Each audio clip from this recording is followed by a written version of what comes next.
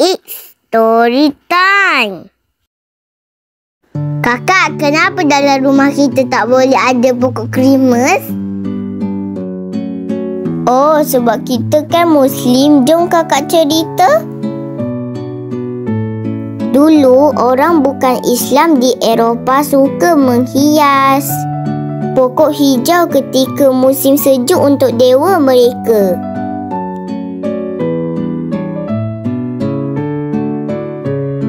Bagi orang Kristian, pokok Christmas itu melambangkan kehidupan yang abadi.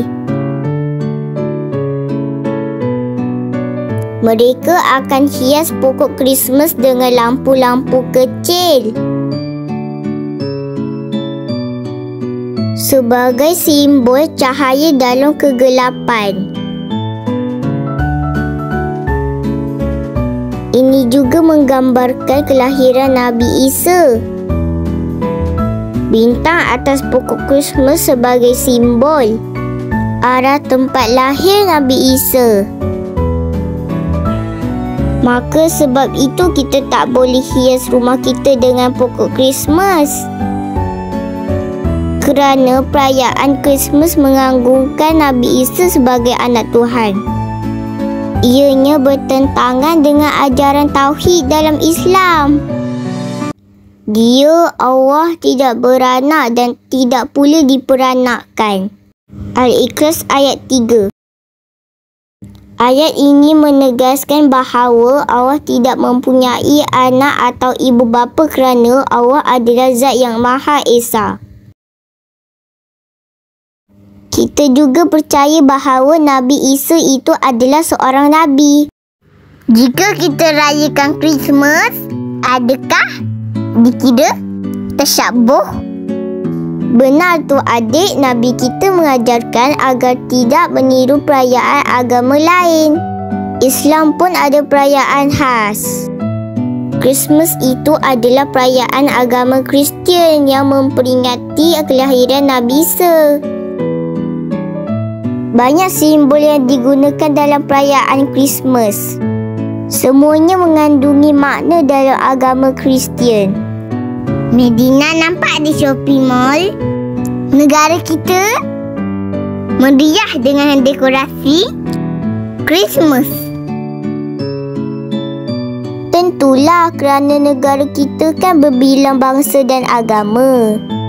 Maka ada bermacam perayaan disambut dan salah satunya adalah Christmas. Tapi ingat ya, umat Islam yang beriman tidak boleh menyambut dan merayakan Christmas kerana ia mengandungi unsur kepercayaan yang bercanggah dengan akidah. Jika ada kawan yang mengajak kita pergi makan-makan sempena Christmas, boleh pergi tak? Menghadiri pesta Christmas boleh dianggap sebagai bentuk sokongan dan setuju terhadap kepercayaan agama dan amalan mereka.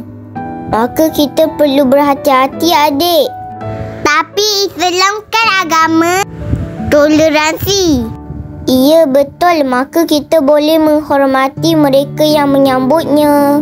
Tapi kita jangan sesekali terlibat dalam perayaan mereka tahu. Jika kita ada kawan yang menyambutnya, apakah ucapan yang kita boleh beri? Kita boleh ucapkan selamat bercuti atau semoga bahagia. Kawan-kawan, kita hendaklah menghindari tindakan yang boleh menjejaskan akidah Islam. Oleh itu, menyertai upacara keagamaan dan perayaan agama lain adalah tidak dibenarkan. Adalah lebih baik kita menghindari perayaan agama lain yang boleh mengelirukan dan merosakkan keimanan kita. Ingat je kawan-kawan semua, jadilah umat Islam yang berpegang teguh pada prinsip Islam dan jaga identiti Muslim kita dengan baik. Assalamualaikum.